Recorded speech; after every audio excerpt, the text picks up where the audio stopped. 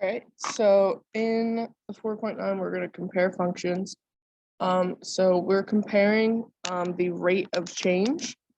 So remember that the rate of change is the same thing as your slope. So it's just another word for slope. Okay. So we have to find the slope of both functions and then tell me which one's greater. Okay.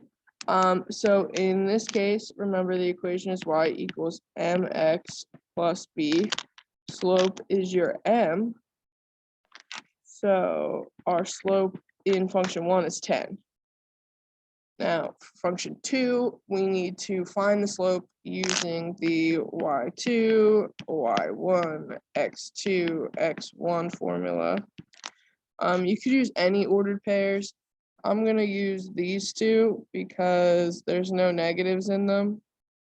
So again, you could use either one, well, any of them. And this is y1, y2, x1, x2, and 7 minus 4, 1 minus 0. 7 minus 4 is 3, 1 minus 0 is 1. So my slope in function 2 is 3. So which one has the greater rate of change? It's going to be function 1, right? 10 compared to 3, 10's the bigger one. So it's function 1. All right, let's look at B then. B has an equation and a graph. So remember for the equation, we need to get it into y equals mx plus b form before we could look at our slope. So we have to move this 9 to the other side by doing the opposite of a minus 9, which is plus 9. So we're going to add 9 to each side. Those 9's cancel. Our 5y comes down. Well, a negative 5y comes down. And we can't combine something with an x and without an x, so it's just 15x plus 9. And then we still have to get y alone, so we divide everything by negative 5. And we are left with y equals 15 divided by negative 5 is negative 3x. Because that's going to remain a decimal, I'm just going to leave it as 9/5, except instead of writing plus a negative, I'm just going to write minus. So there's my equation. My m is this number, right? So my m is negative 3.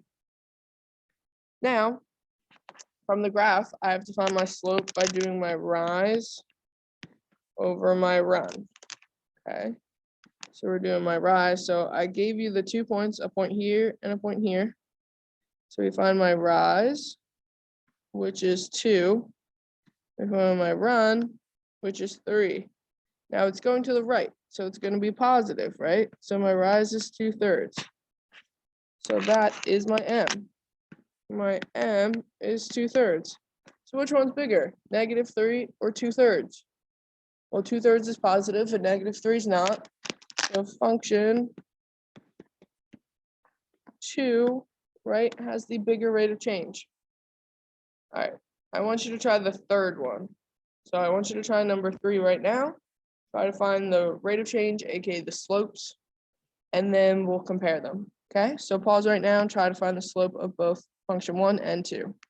If you need help on the graph, I would use the point here and there and there, and there's one there and there and there. So there's a lot of options you could choose to find the slope, okay? All right, so hopefully for function 1, you got a slope of 3/1 or 3 and positive because it's going to the right.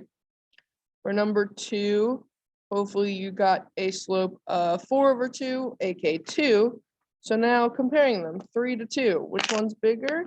Well, function 1, right? Function 1 has the larger rate of change. All right, hope that helps.